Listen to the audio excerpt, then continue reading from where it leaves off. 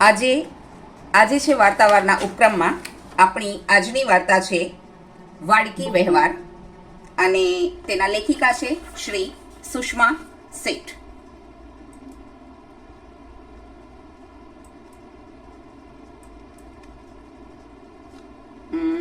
પઠન જસ્ટ શરૂ થયું છે. ઉર્મિલાજી અને પન્નાજી આપ બંનેનું સ્વાગત છે. આજની વાર્તા છે વાડકી વ્યવહાર અને સર્જક છે શ્રી સુષ્મા શેઠ.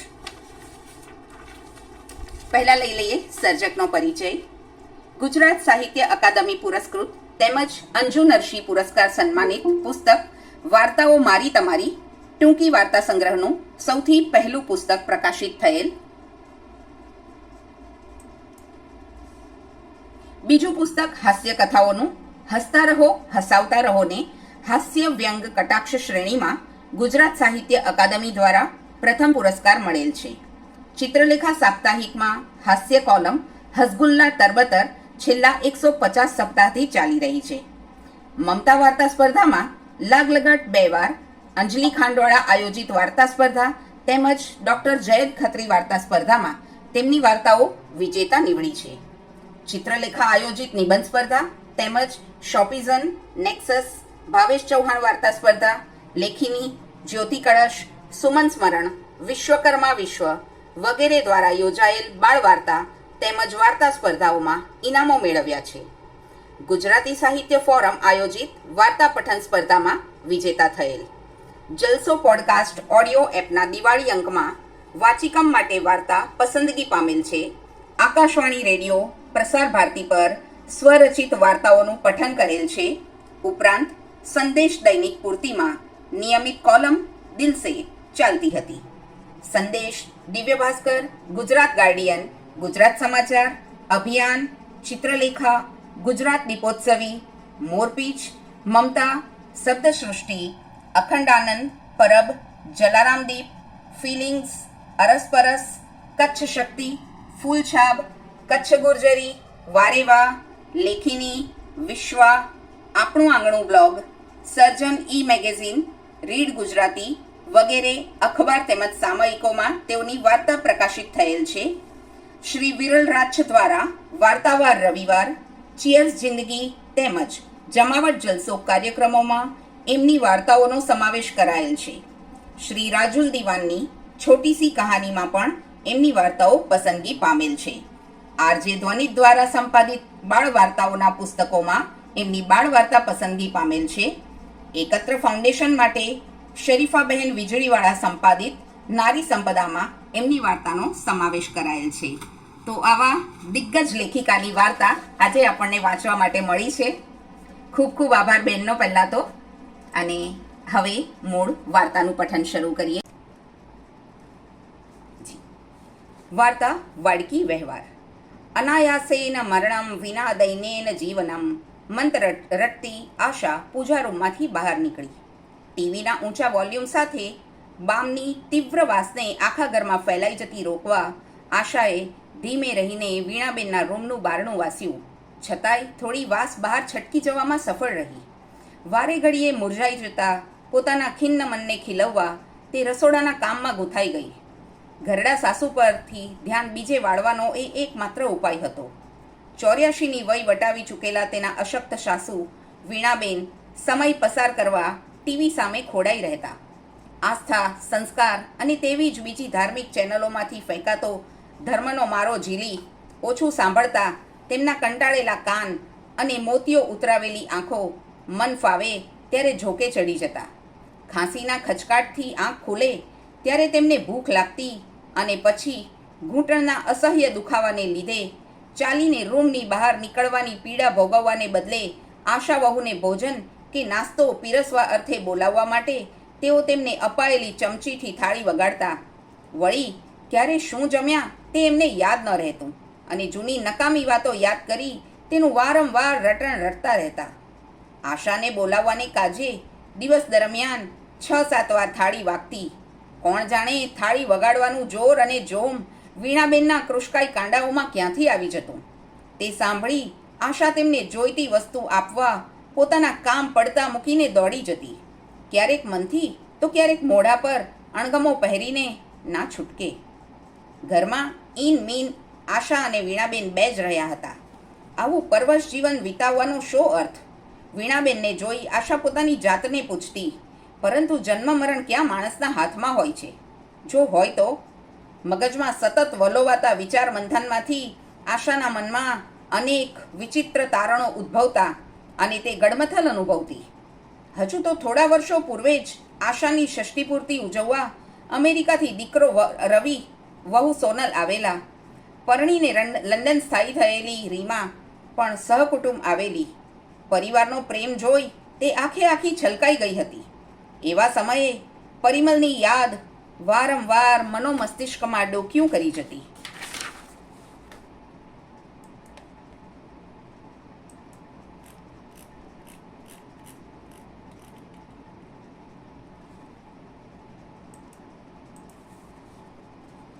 પરિમલ કહેતા, તારા હાથમાં હાથ પરોવી ઢળતા સૂરજની સાક્ષીએ આ હિંચકા ઉપર ઝૂલતા રહી મસ્ત ચાની ચુસ્કીઓ માણતા મારે મનગમતા ગીતો ગણગણવા છે. પરંતુ એ ગીતો ગણગણ્યા વગર ગયા. સાવ અચાનક જીવનની સાંજને જોવા ન રહ્યા. આશા સૂની પડી ગઈ. ઓચિંતા આવી પડેલા દુઃખને સધિયારો આપતું તેનું મન સિક્કાની બીજી બાજુ નિરખીને કહેતું, કેવા ભાગ્યશાળી, સેવા મેળવવા કોઈનાય મોહતાજ ન રહ્યા. સૌ કહેતા, આવું રીબાયા વગરનું હસતું રમતું મોત તો નસીબદારને જ મળે. પરંતુ એ ઉંમર આમ ચાલ્યા જવાની તો નહોતી જ. તેમના ગયા બાદ બીમાર સાસુની સઘળી જવાબદારી એકમાત્ર આશાને માથે આવી પડી. સેવા ચાકરી કરવાની તો તેને આદત હતી. ઘણી હોસ્પિટલોના પગથિયા ઘસી નાખેલા. આશાના પપ્પા છેક 92 પહોંચ્યા બાદ ગયા. સસરા 89 વર્ષ જીવ્યા હતા. છેલ્લે એવી સ્થિતિ કે તેમને જોઈને એમ થાય કે ભગવાન બોલાવી લે તો છૂટે બિચારા. અને હવે સાસુ એક જાજરમાન દેહને તદ્દન ક્ષીણ થઈ જઈ નબળું પડતો જોયો. આશાની મમ્મીને ડાયાબિટીસ અને પછી કેન્સરની પીડાદાયક સારવાર બાદ અંતે મોત. બહુ વહેલી ચાલી ગયેલી એ. વારસામાં આવે હો મમ્મી, તારે સાવચેત રહેવું, દીકરી કહેતી. આશાની અનુભવી આંખોએ સૌને વારાફરતી જતા જોયેલા.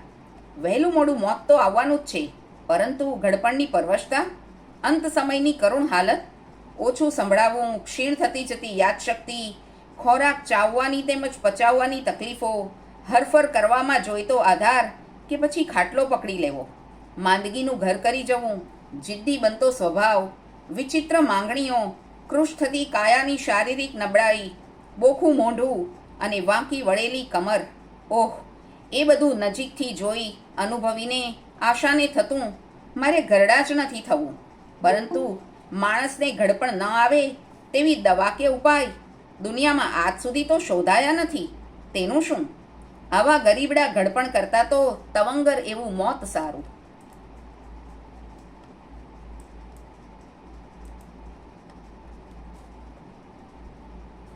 પોતાના મમ્મી પપ્પા, સસરા અને પછી સાસુની દયનીય છેલ્લી સ્થિતિ જોઈ તેને થતું, હે ભગવાન, મારે આવા દિવસો જોવા ન પડે તો કેવું સારું. હે જીવ, તને લોકો પૂછે કે તમે ક્યારે નિવૃત્ત થશો, તે પહેલાં જ જીવનમાંથી નિવૃત્તિ લઈ લેવી જોઈએ. આશા મનોમન બડબડતી. પેલો આનંદ ફિલ્મનો સંવાદ જાણે હૃદયમાં કોતરાઈ ગયેલો. બાબુ મોશાય, જિંદગી બડી હોની ચાહીએ, લંબી નહીં.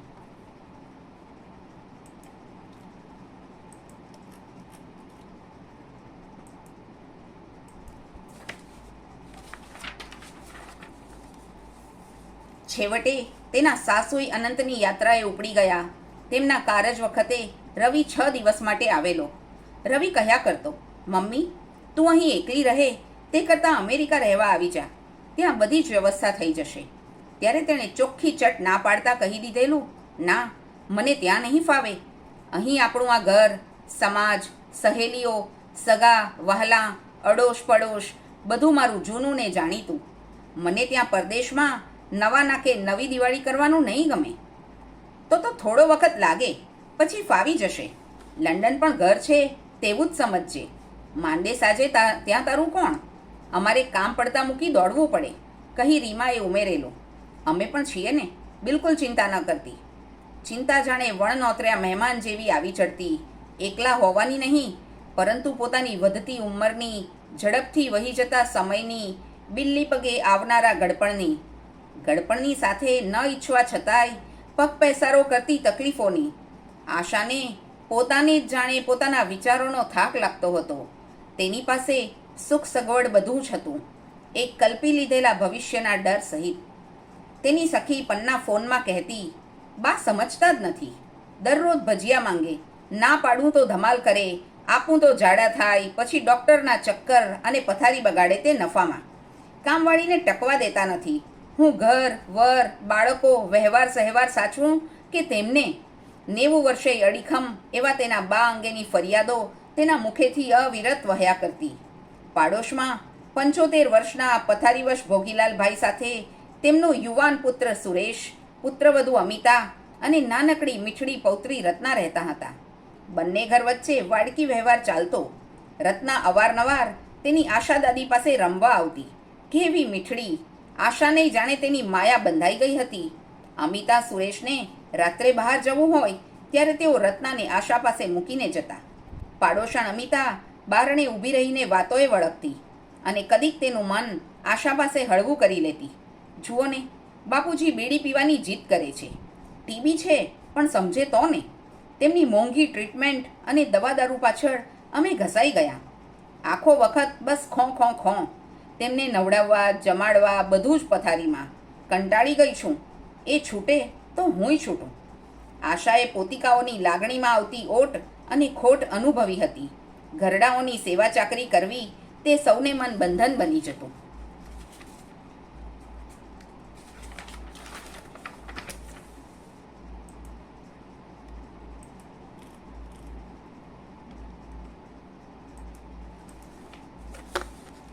ખરી વાત છે તારી.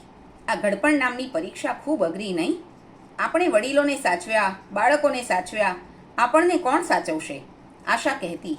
ફરીથી એના એ સદીઓ જૂના સવાલો સાથે પોતાના ભવિષ્યની ચિંતાઓ ચર્ચાતી, જેના કોઈ જવાબ નહોતા.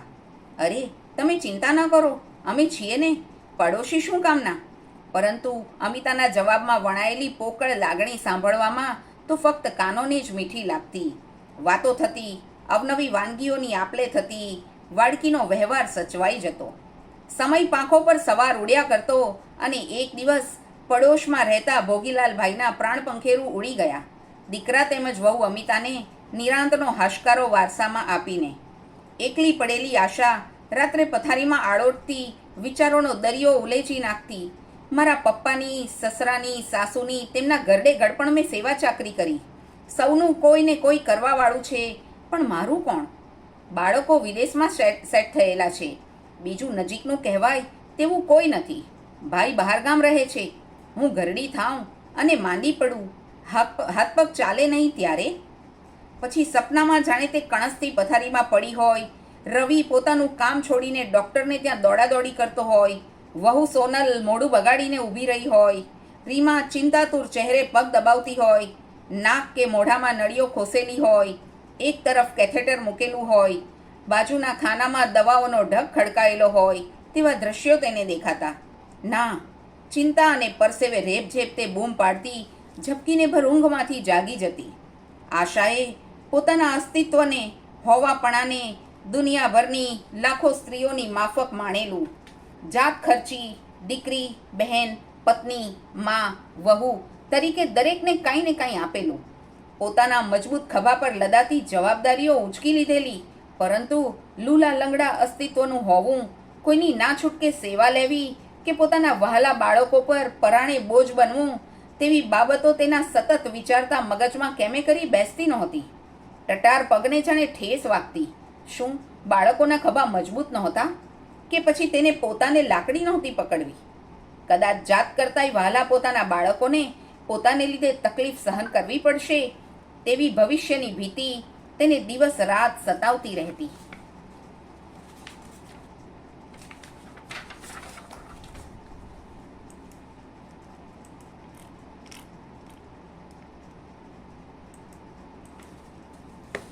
જાતની ખોતરીને બહાર કાઢેલા આવા ભયના હુમલા વારંવાર તેના મનમાં ઉગી નીકળતા. આસપાસ ચર્ચાતી ઘડપણની વાતો તેના આ ભયને સિંચતી અને આશાની ભીતર ઊંડે સુધી રોપાઈ ગયેલું ભયનું બીજ ફરી ફરી કહેતું, હું કોઈને સહેજય તકલીફ આપવા નથી માંગતી. મારી ઘડપણની લાકડી બને તેવા વિચારે મેં બાળકોને હરગીજ નહોતા જાણ્યા. કોઈ કહે તને જ યાદ કરતી હતી, તું 100 વર્ષ જીવવાની. ત્યારે તો આશા છંછેડાઈ પડતી. આવી વણજોઈતી શુભેચ્છાઓ તમારી પાસે જ રાખો.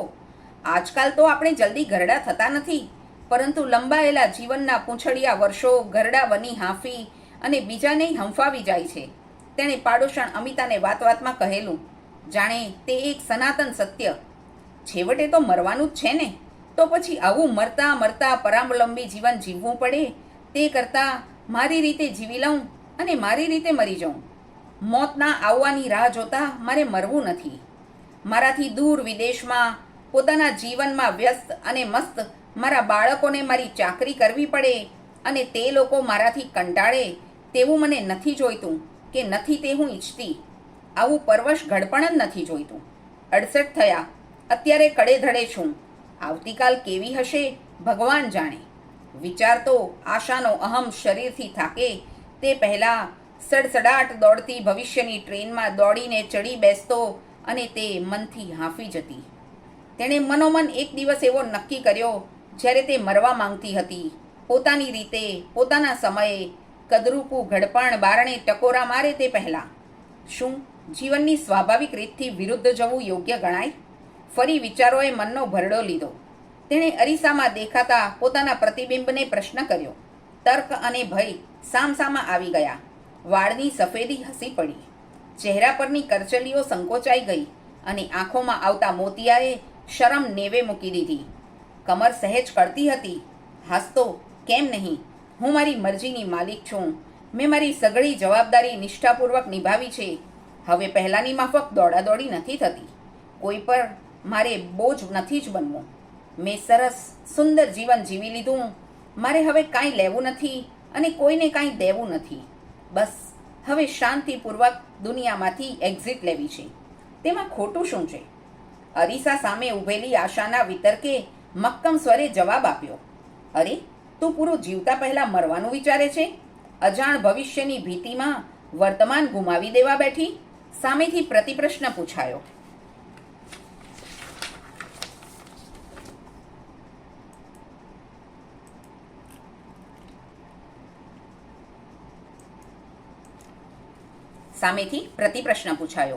ભવિષ્ય અંગે વિચારવું તો પડે જ નહીં. શું લોકો ભવિષ્યની યોજનાઓ નથી ઘડતા? એકલી રહી ગઈ છું. બહુ નજીકથી ઘડપણ જોયું છે. મારે તેમાંથી પસાર થયા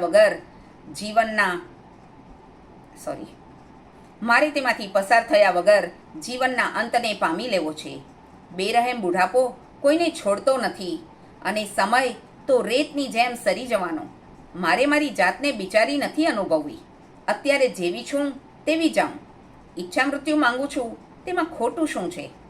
જાત જાણે નાનકડું ના સમજ બાળ, તેને પંપાળીને સમજાવાઈ. કુદરતે કંઈક વિચારીને જ આખું લખ્યું હશે.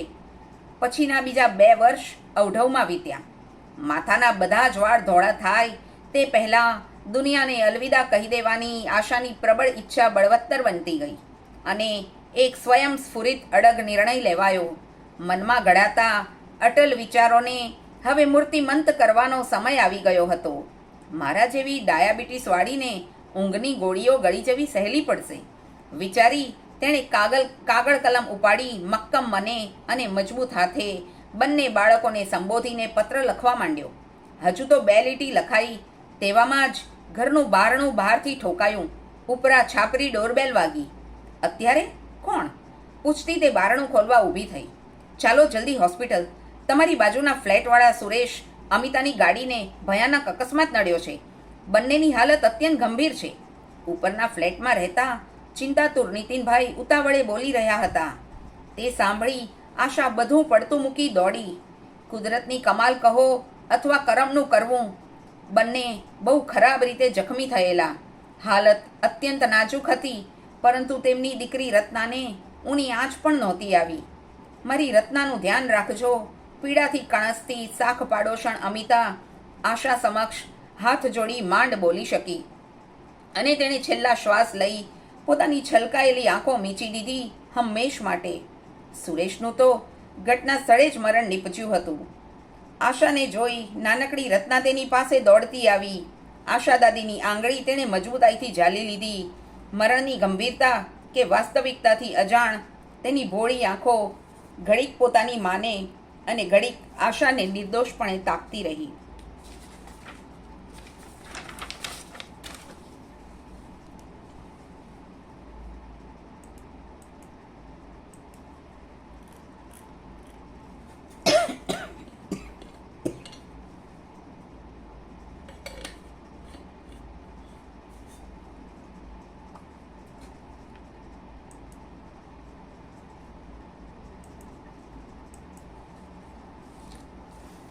ચિંતા ન કરતી બેટા, હું છું ને, આશાએ રત્નાને માથે સ્નેહથી હાથ ફેરવતા કહ્યું.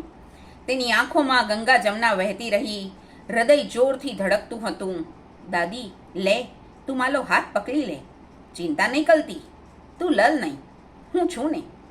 કોણ જાણે શું એ વિચારતી અબુધ રત્ના આશાનું મોઢું ટગર ટગર તાકતી બોલી. વહાલી આશા દાદીને રડવા નહીં દેવાનો ભાર જાણે તેના શિરે હોય. અને ક્યાંક એક કોયલ મધુર સ્વરે ટહુકી. અવાક આશા ઢીંગલી જેવી રત્નાને જોતી રહી, જાણે તેના ખોળામાં એક સુગંધથી મહેકતું સુંદર પુષ્પ ક્યાંકથી આવી પડ્યું, સાવ હળવું, ભાર વગરનું. આ વળી નવો વાડકી વ્યવહાર શરૂ થયો, બોલી આશાએ રત્નાને ઊંચકી લઈ છાતી સરસી ચાંપી. આશાના ઘર સામેના બગીચામાં વૃક્ષોમાં પાનખર પછી ફરીથી વસંત બેઠી. મને ઘરડું થવું ગમશે. ના, કાયર બની આપઘાત નહીં કરું. ઘડપણ સામે હિંમતથી લડી લઈશ. હું હવે એકલી નથી. જો અને તોની વચ્ચે અટવાયેલી આશાની ભીતર બેઠેલી આશા બોલી. ચીસ પાડીને રડવાનું મન થતું હતું, પરંતુ તે હસી પડી. તેનો ભય ભાંગી ગયો અને તેને અચાનક બધું ગમવા લાગ્યું. પોતાનું સ્વીકારી લેવાયેલું ઘડપણ પણ. બારણે ઊભું કહેતું હતું, પાડોશી સાથેનો વાડકી વ્યવહાર સાચવી લે. ભારો ભાર સ્નેહ છલકતી વાડકી આવી છે જીવવાનું બળ લઈને, એટલે સામે લાગણી અને મમતાભરી આપવા પડશે ને. હું જીવનના વર્ષો ગણતી હતી, પરંતુ હવે શેષ વર્ષોમાં જીવન ઉમેરાઈ ગયું. વાંધો નહીં ગડપણ, તું આવ, આશા મનોમન બોલી. આ વાર્તાના લેખિકા છે શ્રી સુષ્મા શેઠ. તો મિત્રો, આપ આપના પ્રતિભાવો અહીં કમેન્ટ્સમાં મોકલી શકો છો. નમસ્તે. આ જસ્ટ વાર્તા વાડકી વ્યવહાર. હવે સૌ પહેલાં આપણે સુષ્માજીને બોલાવીએ. સુષ્માજી, આ વાર્તા વિશે આપનો વિચાર ક્યાંથી સ્ફુરી, કેવી રીતે જણાવશો? સૌ પ્રથમ તો અલ્પાબેન, તમારો ખૂબ ખૂબ આભાર કે આ એક તક આપી મારી વાર્તાને જિજ્ઞાસુઓ અને વાર્તા રસિકો સમક્ષ તમે પહોંચાડી, એના બદલ આભાર આપનો. વાર્તાનો વિચાર તો બહુ જ આપણી આસપાસથી જ મળે છે, બીજ. અને આવું તો આપણે બધાએ સાંભળ્યું હશે કે એક માણસ મૃત્યુ પામે તો આપણે એવું કહીએ કે હા, શાંતિથી જીવ કરો. અને મેં અમુક જણાને અમારા સગાઓમાં પીડાતા જોયા છે મરણ વખતે. ત્યારે એવું થાય કે આ છૂટે તો સારું. એટલે બસ આ એક બીજ પરથી આખી વાર્તા રચાઈ છે. અને કદાચ જે આશાએ વિચાર્યું એવું વિચારનારા પણ હશે એવું હું માનું છું. કેમ કે આજકાલ બાળકો પરદેશ હોય છે અને જ્યારે એકલી સ્ત્રી હોય ત્યારે એને કશુંક, કોઈ પણ વ્યક્તિને એક જીવવાનું બળ કે ધ્યેય જોઈતું હોય. આપણે જીવીએ છીએ શેના માટે? આપણે ફક્ત જીવવા ખાતર કે ખાવા પીવા નથી જીવતા. કશુંક આપણામાં આપણી ભીતર એવું હોય કે મારે આના માટે જીવવું છે, કે આવું કંઈ કરવું છે. એ જીવન રસ એ જ આપણને જીવતા રાખે છે. ખરી વાત છે ને? એકદમ સાચી વાત, એકદમ સાચી વાત. એટલે આશાએ એ મરવાનું જ્યારે વિચાર્યું, એને વિચારી લીધું કે હવે મારે આ રીતનું જે એને જે વિચાર્યું કે હું ગરડી થઈશ અને આવું આવું થશે અને પીડાદાયક મોત આવે, એની પહેલા હું કડે ઠળે છું ને હસતી રમતી, મારે હવે કઈ લેવું નથી, કઈ દેવું નથી. એટલે એક આ શીર્ષક પણ બહુ સૂચક છે, તમે જો સમજો તો. વાડકી વ્યવહાર, પાડોશીઓ સાથેનો, કે જે પાડોશી સાથેનો વ્યવહાર તો હોય જ, પણ એ જે નાનકડી રત્ના, જે દીકરી, એ આવી, એ જીવન રસ લઈને આવી. જી એટલે હવે એની બાળકીમાં સ્નેહ અને મમતા આશાએ આપવાના છે. એટલા માટે એ જીવી ગઈ, એને જીવવાનું ધ્યેય મળી ગયું. જી એટલે જે માણસ પાસે ધ્યેય, આપણે જોઈએ છે કે આપઘાત કરે છે માણસ, પણ એક ક્ષણ જો સચવાઈ જાય હમ કે એની પાસે જીવવાનું ધ્યેય હોય હમ તો એ માણસ એવું ના વિચારે. સાચી વાત. એટલે બસ આ રીતે જ મને વાર્તા મળી. અને એક બહુ સૂચક વાક્ય મેં લખ્યું છે, હમ પાનખર પછી વસંત જી થી. હમ એટલે એ ઘડપણ તો આવ્યું, હા પણ હવે વસંત વસંત આવવાના થી, છે. હવે એને જીવવું છે. હમ હવે હું જીવનથી હારી નહીં જાઉં, હું જી ઘડપણ તું આ, હું જીવી લઈશ. એટલે બસ આ જ મારો વિચાર હતો. ના ખરેખર મને પ્રતિભાવ હા જાણવા ગમશે. ખૂબ જ આ આ હૃદયસ્પર્શી લાગી. વાર્તા હમ આ વાર્તા છપાઈ હતી અખંડ આનંદમાં અમુક ઓકે વર્ષો પહેલા. ઓકે. અને મને અમદાવાદથી એક બેનનો ફોન આવ્યો હમ કે બેન મને પણ આવા જ વિચારો આવે છે, તો હું શું કરું. એટલે ઘણા બધાની અનુભવની વાત છે. જી જી સાચી વાત છે. હા. અને છે જ કે હવે શું કરવું એ એકચ્યુઅલી છે કે માણસ ખોરાક વગર થોડું જીવી શકે, પાણી વગર જીવી શકે, કદાચ હવા વગર પણ થોડી પળો જીવી જાય, પણ આશા વિના. હા તમારું આ નાયિકાનું નામ પણ બહુ જ સૂચક છે. આશા વિના એક હા પળ પણ આપણે જીવી શકતા નથી. હવે શું હા એ ઓલવેઝ આપણા મનમાં રહે છે. અને હવે શું, કાંઈ હા નથી કરવાનું, કોઈને મારી જરૂર નથી. જ્યારે થાય ત્યારે આ પરિસ્થિતિ ઉદ્ભવે અને રત્નાનું આગમન, તમે કહ્યું તેમ પાનખરમાંથી હવે વસંત તરફ, એટલે આશા એક વસંત. ઓર નવી જિંદગી જીવવા જઈ રહી છે. એક નાનકડી દીકરીને હા પ્રેમ અને માતૃત્વની હૂંફ આપીને, જે સ્ત્રીની એક બહુ નૈસર્ગિક લાગણી છે કે હા પ્રેમ એને ખાલી માત્ર પોતાના બાળક માટે નથી હોતો, એને માણસ માત્ર માટે હોય છે. કે જો એ હોય બીમાર, છે. અશક્ત અથવા નાનું છે તો એની સેવા કરવી, એને નરિશ કરવું.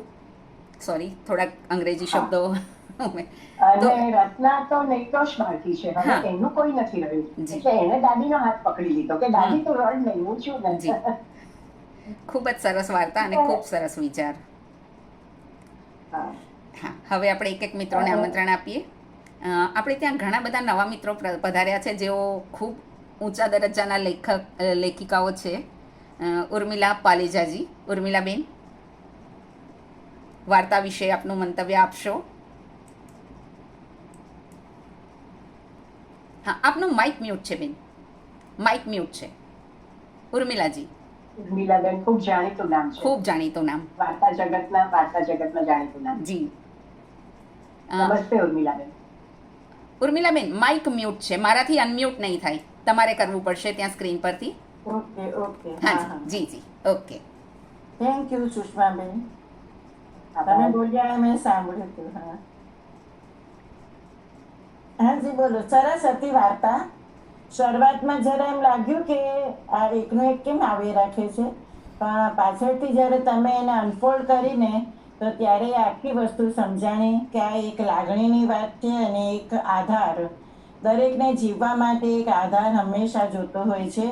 પછી એ ગમે એટલું ધનિક હોય, પૈસાવાળું હોય કે ગરીબ હોય, પણ એક આધાર વગર કોઈ નથી જીવી શકતું, અને એને આધાર મળી જાય છે. એટલે વાર્તા બહુ સૂચક બની અને બહુ જી સરસ હતી. જી જી. સાંભળવાની બહુ મજા આવી. આભાર. હાજી. Thank you ઉર્મિલાજી. આધાર ઉપરાંત એક ભવિષ્યનું કંઈક સપનું કે કંઈક લક્ષ્ય પણ હોવું જરૂરી હમ છે. હમ હાજી હા હા જીવવા માટેનું કારણ. હમ. હાજી હાજી. ઋતંબરાજી. ઋતંબરા છાયા. હા, આપનું માઇક મ્યુટ છે બેન. હા, માઇક ઓન કરજો પહેલાં. તમારા સ્ક્રીન પર ક્યાંક માઇકનું ચિહ્ન હશે, એ મ્યુટ હશે.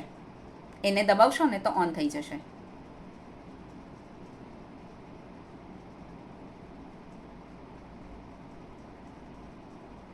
જી. સુષ્માબેન, તમારી બધી જ વાર્તાઓ બહુ જ રસપ્રદ હોય છે અને મને પણ બહુ જ ગમે છે. તેમાં આ જે તમે શીર્ષક આપ્યું, વાટકી વ્યવહાર, પહેલા પ્રથમે તો મને એમ થયું કે વાટકી વ્યવહાર એટલે સામાન્ય રીતે એમ કે તારે ત્યાં કોઈ સારી વસ્તુ છે મને દે ને મારે ત્યાં એ સામાન્ય રીતે એનો એ આપણે અર્થ લઈએ. પણ જેમ જેમ વાર્તા આગળ વધતી ગઈ અને છેલ્લે જે તમે અનફોલ્ડ કર્યું કે ભાઈ એ વાટકીમાં રત્ના એક પ્રકારનું સ્નેહ લઈને આવી, આશા માટે એક પ્રકારનું જીવન રંગ લઈને આવી, એ જે આખી કલ્પના છે એ બહુ જ અદ્ભુત છે. એટલે એ વસ્તુ મને ગમી અને ખરેખર એ પ્રકારનો વાટકી વ્યવહાર જરૂરી છે જીવનમાં. અને તમે જે પેલું આ ગળપણનું જે વર્ણન કર્યું છે એ ગળપણમાં કેવું કેવું થતું હોય છે એ તો લગભગ એમ માનો કે વાંચતા જેમ આપણે નજર સામે જ આવતા જાય આપણા વડીલો કે એના વડીલો એ બધા લગભગ આ જ પ્રકારની માંદગીમાંથી પસાર થયા હોય અને જેને માથે જવાબદારી આવે એ આવું જ બધું અનુભવતું હોય. એટલે એવું કહેવાય કે જે આપણા પર કદાચ અનુભવાઈ ગયું હોય ને કદાચ હવે અનુભવાય એવી પરિસ્થિતિ પણ આવે ત્યારે આપણે શું વિચારવું જોઈએ અને કયો ધ્યેય લેવો જોઈએ એ કદાચ તમારી વાર્તામાંથી મળી જતો. એટલે આખી વાર્તા બહુ સૂચક છે, શીર્ષક બહુ સરસ છે અને પાત્ર લેખન પણ બહુ સરસ. મને બહુ ગમ્યું. આભાર. થેન્ક યુ રતનબરાજી. લીના કાપડિયાજી, લીનાજી.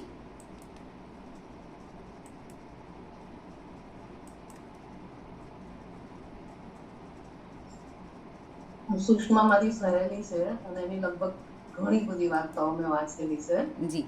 અને લગભગ બધી ગમે જ છે ઓફકોર્સ, કારણ કે સારી લેખિકા છે. અને આ વાર્તા પણ થોડુંક જે ઘડપણનું ઉગમ હોય એમાં જરા પાછી ડર લાગવા માંડી કે આવું, પણ એના પછી મજા આવી એકચ્યુઅલી. અને વાટકા વ્યવહારનું કેવું છે કે આપણને જે પડોશી સાથે આપણે જે સંબંધ હોય ને એ પણ હૂંફનો સંબંધ છે. હાજી. અને માનવ માત્રને હૂંફની જરૂર છે. અને આ જે એને મળી ગઈ નાની બેબી, એના દ્વારા પણ એને હૂંફ મળી.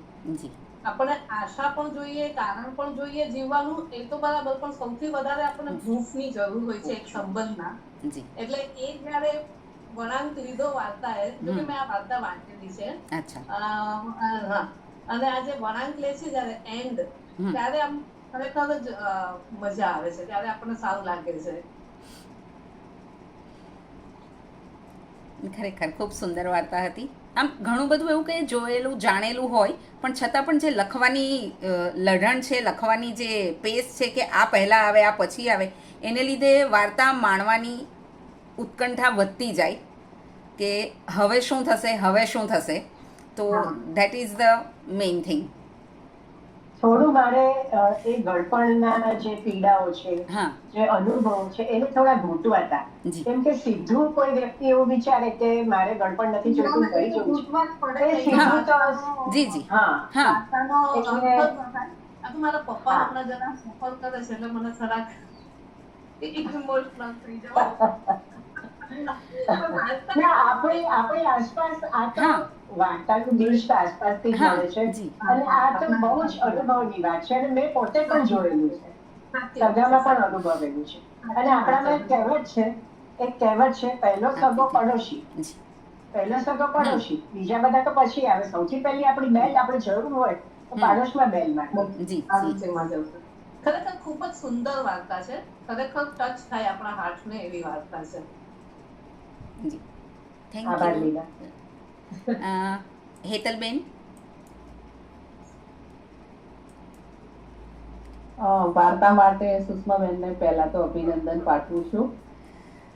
અને જ્યારે શીર્ષક મેં સાંભળ્યું કે વાડકી વ્યવહાર, એટલે મનમાં કંઈક અમુક પ્રકારની વાત હતી કે ક્યાંક વાર્તામાં આવી વાત હશે. વૃદ્ધત્વનો જે ડર આશાને સતાવી રહ્યો છે, એ વાર્તા જયારે અડધી પહોંચી એટલે મને એમ થયું કે આ વાર્તાને વાડકી વ્યવહાર શબ્દને ક્યાંય હજી ક્યાંય લાગતું વળગતું નથી અને આ શીર્ષક કેમ હશે.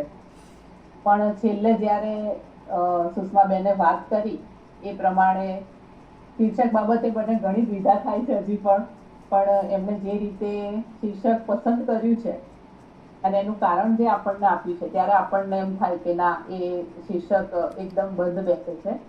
આમ તો આપણી આસપાસના જે સામાજિક બાબતો છે એને અનુલક્ષીને વાત સાવ સામાન્ય છે કે વૃદ્ધત્વ આવતું હોય તો દરેક વ્યક્તિ જે વૃદ્ધત્વ તરફ જઈ રહી છે દરેકને ક્યાંક ને ક્યાંક મનમાં કોક ને કોક ડર સતાવતો હોય છે. જી પણ એ જ વિષયને જ્યારે તમે વાર્તામાં લો છો ત્યારે એના જે મનોસંચલનો છે, સીધી જ જેમ કે એમણે કીધું કે સીધું જે બતાવી શકતા નથી એટલે એમણે એના પહેલા જે પ્રસ્તાવના બાંધી છે, વચ્ચેનો જે મધ્ય છે અને આખરે જે અંતમાં વાર્તા આખી ઉપર ઉઠે છે, તે સામાન્ય બાબતને પણ વાર્તા ખૂબ જ સુંદર રીતે એ રીતે કહેવાય છે કે તે વાર્તા બને છે. એટલે આમાંથી તે વાર્તા લેખન સાથે જોડાયેલા છે એમને પણ જાણવા મળે છે કે ખરેખર વાર્તા કેવી રીતે લખાવી જોઈએ. મોટા ભાગે સામાન્ય વાતને પણ તમે વાર્તામાં કેવી રીતે ઢાળી શકો છો અને લોકોના હૃદય સુધી પહોંચી શકો છો એ મને પણ જાણવા મળે છે. અને આજે હું તો પહેલી વખત જ જોડાયેલી છું. તમે પણ મને મોકલ્યું હતું એક ગ્રુપ દ્વારા, સુષ્માબેને પણ ગ્રુપમાં પણ શેર કર્યું હતું. એટલે મને એમ થયું કે આજે તો સમય લઈને, ગયા વખતે મને ખબર નથી કે કેન્સલ રહ્યું છે તો મારે અલ્પાબેનને પછી મેં મેસેજ કર્યો હતો કે મારાથી ભૂલાઈ ગયું છે અને હું મિસ થઈ ગઈ છું બાબતથી, તો મને લિંક મોકલજો. પણ કદાચ મારે આ સેશનમાં જોડાવાનું નક્કી હતું એટલે એમણે કીધું કે સેશન બંધ રહ્યું હતું. એટલે મને ખૂબ આનંદ થયો અને આ રીતે વાર્તા વિશે દરેક પોતાના પ્રતિભાવ આપે છે એ જાણીને પણ આનંદ થાય છે કે નવું જાણવા શીખવા મળે છે. પુનઃ સુષ્માબેનને અભિનંદન આપું છું, આગામી વાર્તાઓ માટે શુભેચ્છાઓ પાઠવું છું. અને આગામી વાર્તા હેતલબેનની પણ લઈ શકાય, એ પણ ખૂબ સરસ લખે છે. હેતલબેનની આવી ગઈ છે વાર્તા, ઋતંબરાજીની વંચાઈ ચૂકી છે, ઉર્મિલાજીએ મને વાર્તા આપી દીધી છે. લીનાબેન એમને હવે મારે એક રિક્વેસ્ટ મોકલવાની છે કે મને તમારી વાર્તા આપજો. બીજું અલ્પાબેન કે મારે બહુ આંટીઘૂંટી વાળી વાર્તાઓ લખી નથી શકતી, કેમ કે મને એવું થાય કે દરેક વાચકને, દરેક વર્ગને સમજાવવી જોઈએ. અમુક વાર્તાઓ એવી હોય છે જે ઉચ્ચ વર્ગ માટે, એટલે એવી હું નથી લખી શકતી પણ ના. પણ વાર્તાનું હૃદયસ્પર્શી હોવું, આપણી આસપાસમાં બીજમાંથી એનું ઉત્પન્ન થવું અને આટલો સુંદર એને ઘાટ ઘડાવો, મને તો વાર્તા બહુ જ ગમી. અને કદાચ તમે માનશો નહીં, હું મોટાભાગે વાર્તાઓ આખી નથી વાંચતી પહેલાં. મોસ્ટલી તમારા લોકો આગળ કરું ને એ મારું પ્રથમ વખતનું પઠન હોય છે, એટલે મારો જે ભાવ છે ને એ ગળામાં જળવાઈ રહે. જે આશ્ચર્યનો ભાવ છે એ જળવાવો જોઈએ. મને વાર્તા ખબર જ હોય ને તો એટલી મજા નહીં આવે પઠનમાં. એટલે હું એટ અ ગ્લાન્સ જોઈ લઉં છું, શિક્ષક રહી છું એટલે એટ અ ગ્લાન્સ જોવું અને લાઈન ટુ લાઈન જોવું એ બંને વસ્તુ અલગ છે, એ હું અલગ પાડી શકું છું. એટલે એટ અ ગ્લાન્સ જોઈ લઉં કે ના, આ મજાની વાર્તા છે, બધાને મજા આવશે. તો આ જે વાંચીએ ને એટલે એ ભાવ મારા ગળામાં, તમે જોયું હશે છેલ્લે મારે પાણી પીવું પડ્યું. મારું ગળું ખરેખર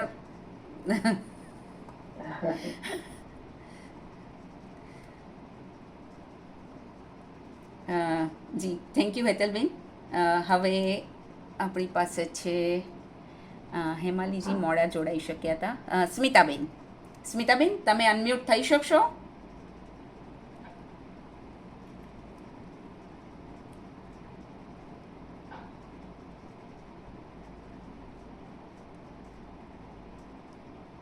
આમાં એક જ ફેસિલિટી નથી, હું કોઈને અનમ્યુટ નથી કરી શકતી. જી સ્મિતાબેન, હા, શક્ય હોય તો કેમેરા ઓન કરશો. શક્ય તો બનતું નથી. હા, વાંધો નહીં, તો તમે જસ્ટ મંતવ્ય આપો. હેલો. હાજી સુષ્માબેન, તમારો ખૂબ ખૂબ આભાર અને અભિનંદન. તમારી વાર્તા બહુ સુંદર હતી, હૃદયસ્પર્શી હતી એકદમ. અને હું આમ 3-4 વખત આ વાર્તામાં જોડાઈ છું. બધા બહેનો છે, મારા કરતાં મોટી ઉંમરના છે, લેખિકાઓ છે, એમના વિચારો મને બહુ ગમે છે. અને અલ્પાબેન, તમારો પણ ખૂબ ખૂબ આભાર. તમે મને વાર્તામાં જોડી ઈશિતાબેનના કહ્યા પ્રમાણે. તો તમે પઠન પણ સરસ કરો છો, માટે ખૂબ ખૂબ આભાર. જી સ્મિતાબેન, આપને વાર્તા કેવી લાગી, થોડું વિસ્તૃત કહી શકશો? બહુ જ હૃદયસ્પર્શી, કહું છું ખરી, બહુ લાગણી, આમ શું થશે હવે શું થશે એવું વાર્તાનું આમ એ હતું મને. આનંદ થયો આપ આજે વાત કરી શક્યા. હવે સુનીતાબેન અનમ્યુટ કરશો. જય શ્રી કૃષ્ણ. જય શ્રી કૃષ્ણ. હરેકને અભિનંદન. સર્વપ્રથમ ખૂબ સુંદર લાગણી પ્રદાન વાર્તા હતી. વાટકી વ્યવહાર આ શીર્ષક આવ્યું તો થોડુંક આવું આઈડિયા આવી કે પડોશી વિશે હશે કે પડોશી માટે કંઈક હશે, પરંતુ પહેલે જે આવ્યું ઝડપણ, એની બધી પરિસ્થિતિ તમે ભોગવેલી આ સાહેબ, તો એવું લાગ્યું કે હકીકતમાં આ પરિસ્થિતિ હવે દરેક પર આવવાની છે. છોકરાઓ ફોરેન રહેવા ચાલ્યા જશે અને કોઈને કોઈ એકલું પડવાનું જ છે. દરેકને એકલતા સામનો કરવો પડશે. આ એકલતામાં આપણે જીવવા માટે કોઈ ઉમંગ, હોશ અને હું જે હિનાબેને કહ્યું એ જરૂરી છે. તો ક્યાંક આપણે પણ આ શોધવી પડશે. એને તો બાળકી વ્યવહારમાં પેલી રચના મળી ગઈ છે, પણ આપણે શું મળશે એ આપણે વિચારવું પડશે અને આપણે આ માટે તૈયારી પણ રાખવી પડશે કે ભવિષ્યમાં આપણે પણ એકલા રહેવું પડશે. સુંદર વાર્તા, બહુ મજા આવી. અમે દરેક વખતે જોડાઈ ગયા છે. અમને તો અલ્પાબેનનું પઠન બહુ ગમે છે અને સાથે સાથે તમારા બધા લેખિકાઓની નવી નવી વાર્તાઓ વાંચીએ, માણીએ ને સાંભળીએ તો અમને એટલો બધો આનંદ થાય કે શીખવા મળે છે અમને કેવી રીતે લેખન થાય. આ પણ શીખવું બહુ જરૂરી છે. હું લખું છું બધી પેજ પર, હું નવલકથાઓ લખું છું, નાની મોટી વાર્તાઓ, કવિતાઓ પણ લખું છું, પરંતુ આ બધા જેવું હજી મને નથી આવડતું, કારણ હું મહારાષ્ટ્રમાં રહું છું અને મારું બધું મરાઠી કલ્ચર છે આજુબાજુનું, બધે હું ગુજરાતી છું. તો મને બહુ મજા આવી, ખરેખર ઘણું ગમ્યું. જે સાંભળવા મળે એનો આનંદ શું કહેવાય અતિ થાય અને નવું નવું વાંચવા પણ મળે છે. એફબી પર ઘણા તમને બધાને વાંચું છું, મજા આવે છે, ખૂબ આનંદ થયો. ખરેખર આવી નવી નવી વાર્તાઓ અલ્પાબેન લાવતા રહો અને અમને બધાને આનંદ કરાવતા રહો. જય શ્રી કૃષ્ણ. હું તો છે ને બહુ જ આમ નમ્રતાથી વાર્તા માંગુ છું. લિટરલી જિંદગીમાં કાંઈ માંગ્યું નથી, પણ પુસ્તક માંગ્યું છે અને વાર્તાઓ આ નવી શરૂ કરી છે માંગવાની. અને પ્રથમ પ્રયાસ જ એટલો સારો અને શીખવાનો પ્રોસેસ ક્યારે પણ પૂરો થતો જ નથી. સાચી વાત છે. વાર્તા જ્યારે પણ લખાય અને પછી ફરી વંચાય ત્યારે થાય કે ના, આને બદલે આવું લખાયું હોત તો આ શબ્દને બદલે આ શબ્દ મૂક્યો હોત. એ પ્રોસેસ તો ચાલુ જ રહે છે. જી. અને વાંચવા કરતા જે સાંભળીએ એનો આનંદ અલગ હોય છે. તમને પણ મજા આવી હશે આજે તમારી જ વાર્તા સાંભળીને. ખૂબ સારું લાગ્યું. હેમાલીજી, આપ થોડા મોડા જોડાયા હતા, પણ જો કંઈક કહી શકો. હા, કેમ છો બધા? બસ ફાઇન. સોરી, અહીંયાના સંજોગોને લીધે થોડીક ઇન્ટરનેટ જોઈન કરવામાં મોડું થયું, પણ આપ સર્વના અભિપ્રાયો સાંભળીને એટલો આનંદ આવ્યો કે હવે આ વાર્તા વાંચવાની તાલાવેલી વધી ગઈ છે. તો હું ચોક્કસ આપના રેકોર્ડિંગમાંથી આ વાર્તા પૂરેપૂરી સાંભળીને મારું પોતાનું મંતવ્ય જરૂર આપીશ અને ફરીથી આ પ્રોગ્રામમાં સમયસર જોડાવાની કોશિશ જરૂરથી કરીશ. અને પહેલી વાર એવું છે આ વખતે કે લેખક પોતે લાઈવ છે, નહીંતર આપણે દર વખતે લેખકની વાર્તા વાંચીએ છીએ પણ લેખક હોતા નથી. આ વખતે લેખક લાઈવ છે એ જોવાની બહુ આનંદ આવ્યો. હા, આપણે થોડા વખતથી કોશિશ કરીએ છીએ કે લેખક આવે આપણી સાથે. હા, હું હમણાં બહુ વખતે જોઈન થઈ. જી જી જી. એટલે કોશિશ કરીએ છીએ, પૂછી જોઈએ છે. પહેલાં એવો આઈડિયા નહોતો મને, પણ પછીથી એવું થયું કે આપણે લેખક પણ જો આવી શકે તો વધારે સારું લાગશે. તો બહુ મજા આવે. એટલે એમનું જે વિચારો છે ને એ સાંભળવાની મજા આવે. ઘણી વાર શબ્દોમાં જે કહેવા માંગો ને સામે વાત કરો ત્યારે જે કહો ને એ આખી એક અલગ જ વાત હોય છે. જી. તો એ બહુ મજા આવી. એમના ખુદના ઓપિનિયન સાંભળવાનું મને બહુ સારું લાગ્યું. તો બહુ મજા આવી વાર્તા.